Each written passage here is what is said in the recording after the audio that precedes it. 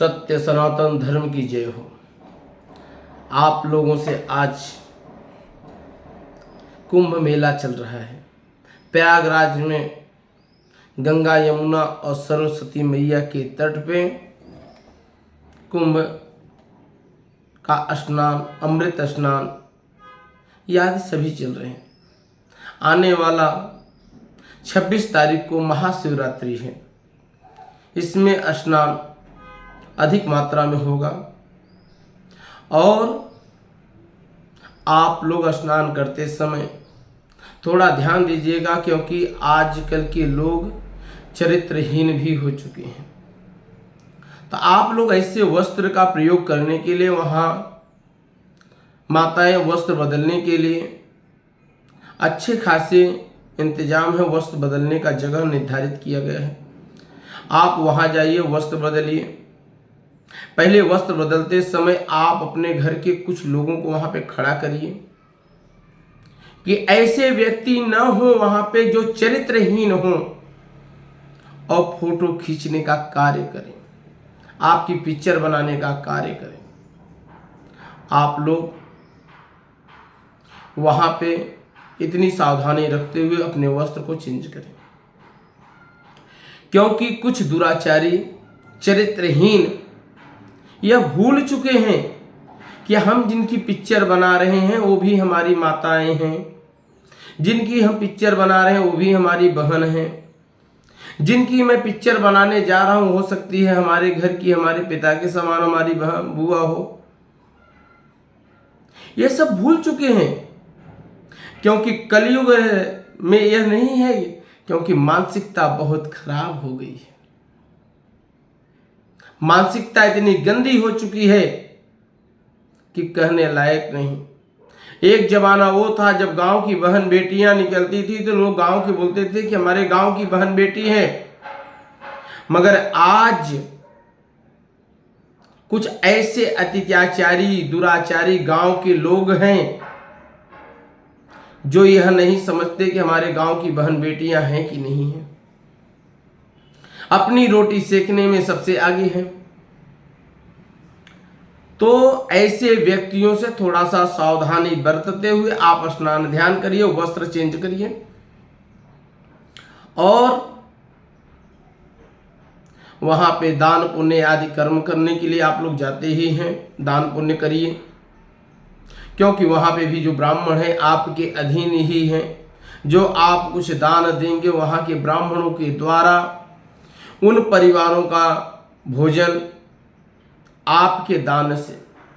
वैसे भी गोस्वामी तुलसीदास जी ने लिखा है, कलयुग में सिर्फ दान ही महान है। कलिक मुख एक प्रधान, जेन केन विधि दीन दान दीन भयो कल्याण। ऐसे व्यक्ति सिर्फ दान देने की योग्यता रखते हैं और दान करना चाहिए। दान वो भी गंगा के तट पे, मैया यमुना के तट पे, सरजू मैया के तट पे, सरस्वती मैया के तट पे। देखिए सरजू कहाँ है मैया? अयोध्या में है। और तीनों मैया हमारे प्रयागराज में है। गंगा मैया, यमुना मैया, सरस्वती मैया। और वो भी वो प्रयाग, जहां प्रयाग मतलब ब्रह्मा जी ने प्रथम यज्ञ किया था, वही प्रयाग है। और वहां पे इतने बड़े मेले का आयोजन है जिसके महाकुंभ है। तो आप लोग स्नान करिए, ध्यान करिए, वंदन करिए, सूर्य भगवान को गंगा मैया से उठाए हुए जल को अर्पण करिए। जो आप सूर्य भगवान को जल अर्पण करते हो, वही सूर्य भगवान आपके जल को अग्रसित करते हुए आपके पितरों तक पहुंचा देते हैं। क्योंकि पितरों के पास जल पहुंचाया कोई दूसरा नहीं करता है। हमारे सूर्य भगवान के अलावा दूसरा कोई पहुंचाने वाला योग्य नहीं है, क्योंकि यही एक स्रोता है। जब हम इन्हें जल अर्पण करते हैं तो दो भाग में यहाँ पृथ्वी पे जल बढ़ता है। कुछ जल भगवान सूर्य के पास चला जाता है तो कुछ जल मैया पृथ्वी ले लेती है। पहले के लोग थे, उठते थे पहले पृथ्वी की वंदना करते थे, अपने माता पिता के सर में शीश झुकाते थे, अपने बड़े लोगों के सामने शीश झुकाते थे, अपने आए हुए अतिथियों के सामने शीश झुकाया जाता था। आज माता पिता यही बोलते हैं, अरे फलाने भैया आए हैं गोड़ी गिल। बताना पड़ता है कि हमसे ये लोग बड़े हैं।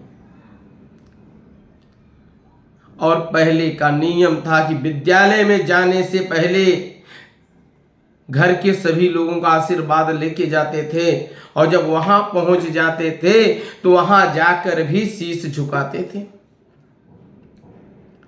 और शीश झुका के आशीर्वाद लेते थे। वही गंगा मैया के तट पे साधु संत आदि आए हैं, सभी को दंडवत करके प्रणाम करो, उनसे आशीर्वाद लो, क्योंकि बहुत बड़ी पुण्य होती है तो संतों का दर्शन होता है, और जिस संत का दर्शन हो जाए वह जीवन धन्य होता है। मानो हम भगवान की आराधना वंदना आदि करते हैं, परमात्मा की वंदना करता हूं, परमात्मा का आशीर्वाद लेने के लिए मंदिर में सुबह स्नान ध्यान वंदन करने के बाद, सबसे मंदिर में सुबह जाने के बाद भगवान का आशीर्वाद लेता हूं। मगर ये भूल जाता हूं कि सुबह प्रातः काल अगर अपने माता पिता का आशीर्वाद मुझे मिल गया तो भगवान का भी आशीर्वाद मिलने में देरी नहीं होती है।